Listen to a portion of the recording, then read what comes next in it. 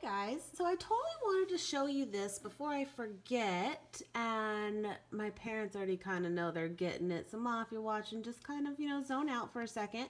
But every year we create on Shutterfly.com, which happens to be my favorite for this, like a photo book with like pictures of our kiddo, and it can auto do it for you. You can edit it all, add text, put your multiple photos on a page. This is just kind of the generic. I'm going to start playing with it, but it kind of imports everything as you go.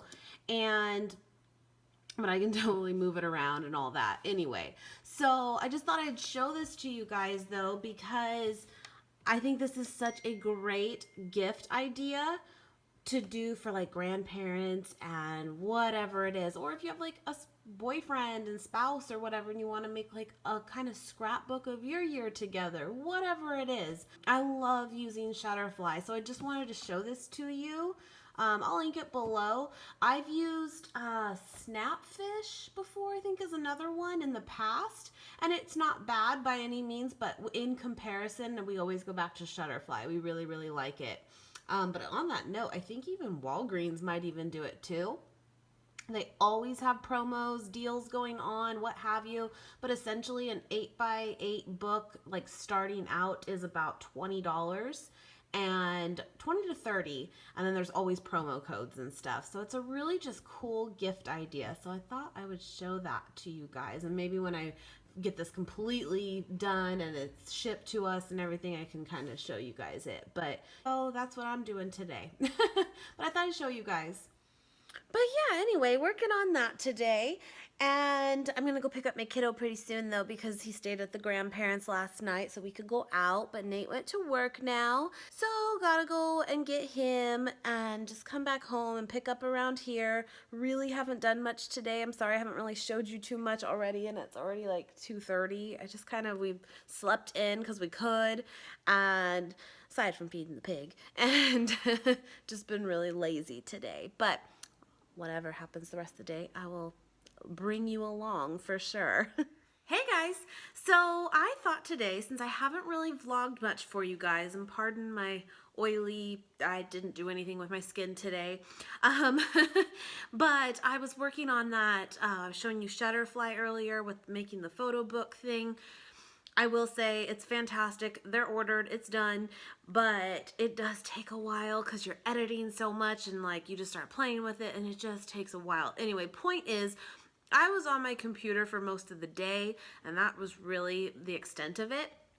However, I thought now what we could do is I have my leftovers from last night when we went to P.F. Chang's, and I actually just added a few more peanuts to it. It's a pad thai, and it's tofu pad thai, and it has some peanuts on it, but I want a little extra. So I thought that we could do a eat together, so grab some food, and I thought this would be a good opportunity actually to technically today is the last day of the 14-day meal plan we did with High Carb Hannah's new book, Lean and Clean. I'll link it below.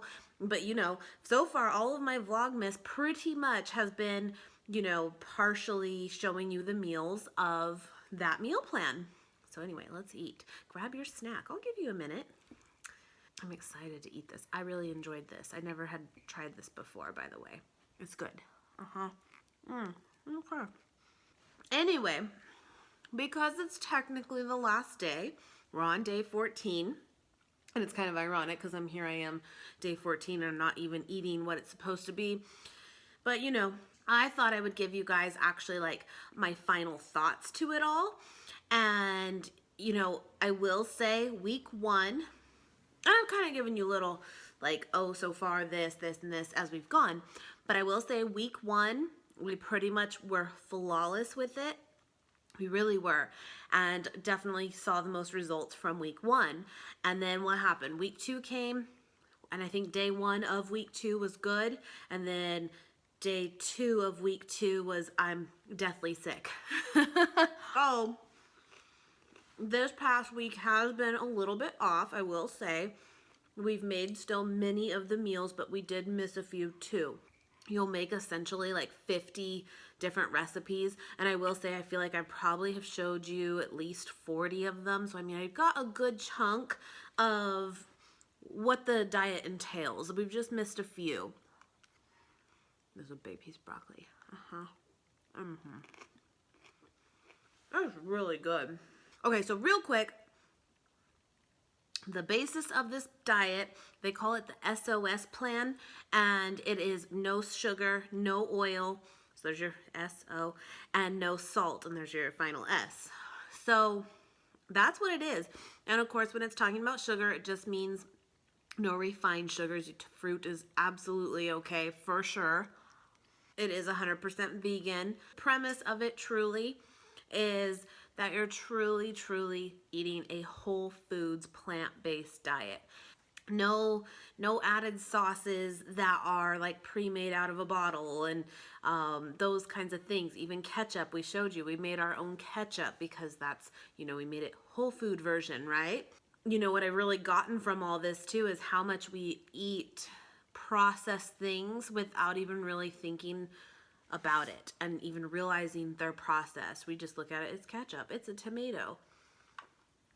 Well, it used to be until they had their way with it, right? So that was definitely a good kind of like wake up of like what ketchup should actually taste like, you know, and that kind of thing. It was kind of interesting. Right off the bat, and I did mention this last week, I lost 13 pounds after week 1, which is kind of insane. But I'm not lying to you guys.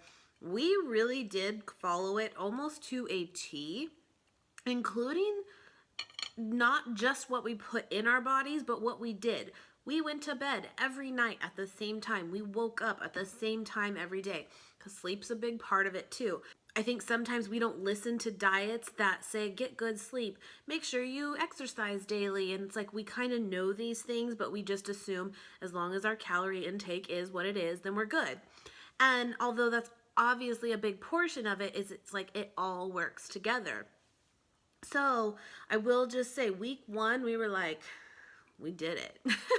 Then once I got sick into week 2 though, I noticed that my weight just went up a little bit. Not a big deal at all. I'm going to say for the sake of this 2-week overall that I lost 10 pounds instead of 13. I think it's safe to say that, and I'm good with that. That's really good. And I should have pre-asked you guys a couple days ago or so, like, questions you may have about this, and I can answer them now, but I'll try to think of ones that I think you might ask or be curious about. What was the hardest part? Well, salt. 100% salt. Like, it's amazing how much salt and our taste buds get along. And cooking something the way you normally would all the time, but if you took out salt from it, it really does change the taste entirely. It really does. And it's not to say your food tastes bad, but it's like there's something missing, because it kind of is, right? But I will tell you, after about a week, it does start to change to where your taste buds change. So it's just something to kind of consider. Like if you have your first saltless meal and you're like, no, you kind of have to just get through it and give it time, and your taste buds will change. I wish Nate could be here right now actually too, just to tell you what his thoughts are, but he is at work. I will say though, for the most part, we pretty much agree on what we, thought of it. So question number 2 maybe could be, do I think this is sustainable? Do I think this is something that you can actually do full out all the time and, live on? Yes and no. And I hope that that's where we can find our like peace with it and common ground with it all too. The thing is, eating out in different restaurants, whether it's fast food, whether it's gourmet, whatever it is going to be very difficult to have a meal that is salt-free, sugar-free, and oil-free. And even if you could get it to be salt-free, it's probably got oil. Or, you know, to get all three of those things, that would be really difficult. And I will say, even eating this last night, and I'm having it now, but last night we were pretty bloated afterwards because we just really weren't used to dishes like this. Even if it's still packed with veggies and relatively healthy, you just felt a lot heavier than you have. Another thing I want to mention though real quick, because it just kind of came to me, is when I say salt free, I mean no added salt. A lot of the whole food things that we eat have salt in it in a healthy amount, but I mean added salt. You may have already figured that part out, but just to be clear. Also, what I did not mention that I had also done this past 2 weeks is I've been caffeine free. And that's huge for me, huge, and probably for many people. And you might be thinking, why though? Like, why caffeine doesn't really make you gain weight? Here's the thing. Caffeine, nor salt for that matter. We know salt can bloat you, but really, salt doesn't make you gain weight. It really doesn't. Caffeine doesn't make you gain weight. However, and even Hannah explained this, and it makes complete sense. Essentially, caffeine and salt are like a drug. They are. And it sends signals to our brain, those two things, that we are hungry a lot faster than we actually are. And it's kind of interesting. But that's really kind of the sole purpose too of why we're taking away salt and taking away caffeine. And it's not to say you can never ever have caffeine again or you can never have added salt again. Not at all. It's really not.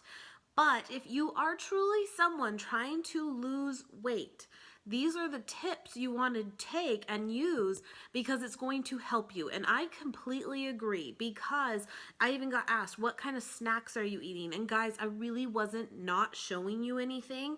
I really didn't snack when we had this meal plan because I truly wasn't hungry. Aside from, like, I think I had a banana a couple times, like over the weeks, I mean, and even I think I had a Laura bar one day.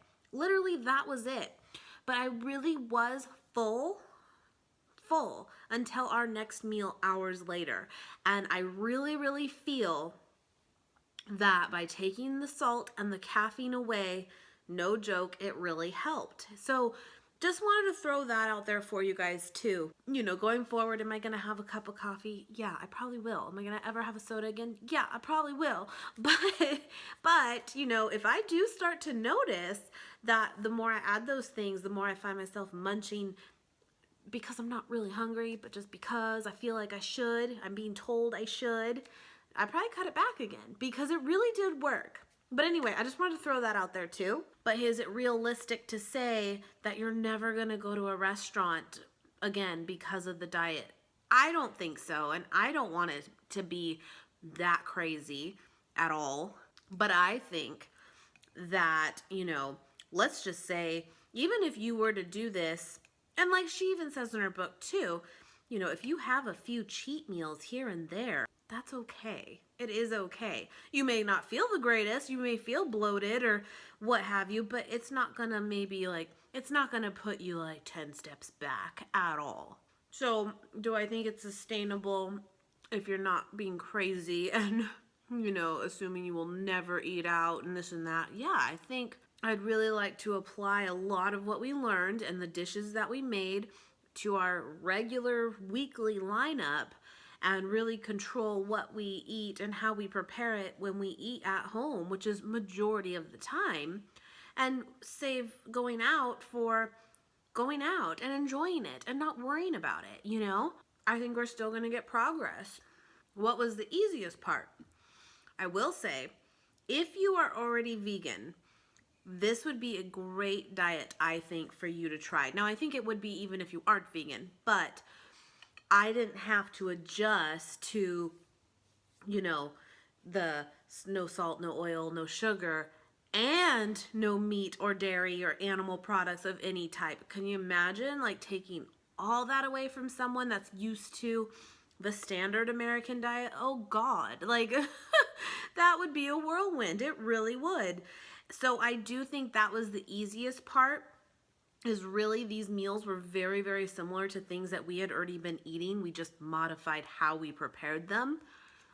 So that was nice. So if you are already vegan, definitely would recommend this, especially if you're trying to lose weight or you've been struggling with weight. I think this would be a really great diet for you to consider and try out and learn, and learn more dishes that you can make and modifications you can make to meals to be a little bit healthier. Because sometimes, and I think that's what I really got out of it too, is you don't even realize how unhealthy you just made a dish. I'm the worst with, like, I actually genuinely love salads. I really do. However, by the time I'm done making my salad, it's not really healthy. I put dressing on it that has oil and sugar.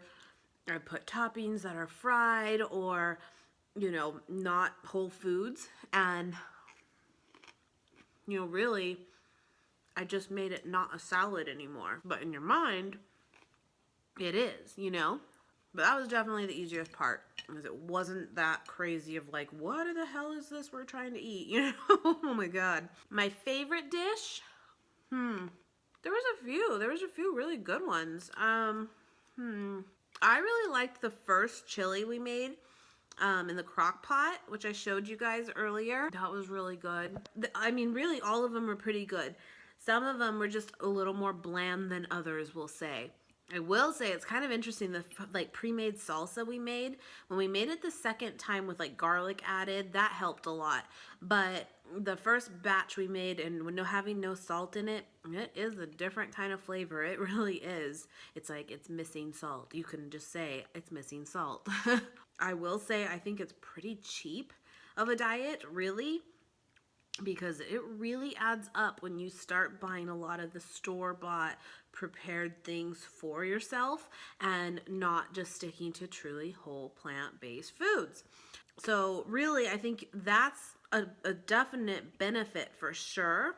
I do think that meal prepping is really important on this kind of lifestyle, no matter what exact recipes you follow. You really got to take the time in the beginning of the week, or whatever the beginning of the week looks like for you, and make the dressings, make the salsa, whatever it is, because that will really, really help keep you on track.